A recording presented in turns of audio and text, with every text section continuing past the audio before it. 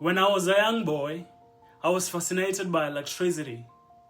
The use of paraffin lanterns and firewood for lighting and cooking was the way of life amongst rural people in Kenya. Growing up without electricity, nights were long and scary. I hated it.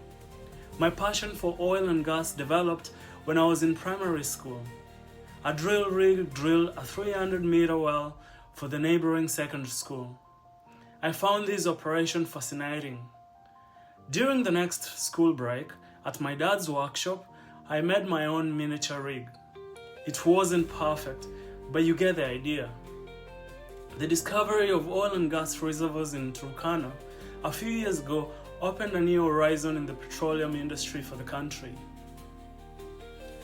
At 17, straight after my high school, I had a burning desire to get into the energy sector. I found myself pursuing a bachelor's degree in petroleum engineering from Palawan State University in the Philippines. Being away from home, learning a new language and culture was tough, but it made me resilient. I interned at the Philippine National Oil Company and had the rare opportunity to work in live field development projects, coil tubing operations, and seismic mapping.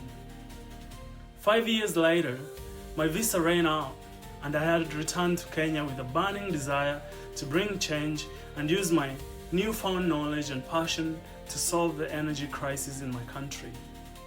However, due to political instability and poor infrastructure, the oil and gas project had already been closed. Returning to Kenya was far more difficult than I had imagined. My ambition was to be part of the country's energy future, but instead I felt lost. The system felt rigid, the opportunities limited, and I was no longer the same boy who had left. I found a job as a chemical engineer, which somehow offered stability. But deep inside, I knew it wasn't my potential. I felt like a stranger in the very place I once called home. I felt disconnected and unseen. This painful realization cut deep. Regardless, a fire still burned within me, and I had a conviction that my journey in the resource sector wasn't over. And so, with renewed hope, I decided to pursue a master's degree in Australia, because chasing purpose sometimes means living again. Coming to Australia had me rejuvenated. I arrived full of hope, only to be met by the silence of lockdowns, closed borders, and the loneliness that came with being far from the family during the dawn of COVID. With no friends and struggling to make ends meet, I was struggling with mental fatigue and even self-doubt. But it was in those quiet, difficult days that the resilience I had built growing up kicked in. I reminded myself of why I was here. Soon enough, I found myself at CSIRO, working as a research scientist on cutting-edge energy and mineral resource research and development projects, like testing fiber bra grading sensors in triaxial vessels, running NMR analysis on shell samples, and evaluating the potential of apollinaceous clays for nuclear waste disposal. I felt alive. After completing my master's and being in research, it felt natural to go on and complete a PhD in exploration geophysics. It all made so much sense that I applied for an industry-funded PhD at Curtin to research the detection of gold deposits, footprints in the Yilgarn Craton using petrophysical and geological data. I truly believed I had what it took, but I didn't get in. At the time, it was heartbreaking, but looking back now, it was the best thing that ever happened to me.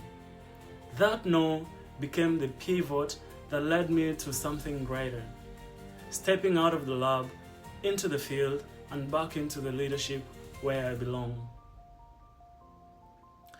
Soon after, I ended up taking on roles in the resource sector, working across coal, magnetite, lithium, and gold. I did well, but in a quickly evolving world and its current challenges such as climate change and a shortage of skilled labor, a business-focused skill set that I didn't necessarily get from my engineering education was needed. I decided to pursue an executive MBA at the AGSM. True leadership starts with self-leadership. I recently completed a 360 leadership survey to better understand how others perceive my leadership style and to identify my areas of focus during the executive year. The feedback revealed my strengths lie in building relationships, being approachable, and communicating effectively under pressure. My team sees me as someone who is dependable and driven, someone who leads with both logic and empathy. The survey also highlighted areas for growth, that is strategic thinking and stepping back to empower others rather than doing it all by myself. This year, I'm experimenting with 3 key learning goals: executive presence, strategic decision making, and collaborative leadership. In my future, I see myself as a leader in the resource sector, driving policy, infrastructure, and innovation with a sharp focus on sustainable and low-carbon practices. My ambition is to shape how energy and mineral resources are explored, developed, and managed, ensuring that economic growth does not come at the cost of environmental and social degradation. Thank you.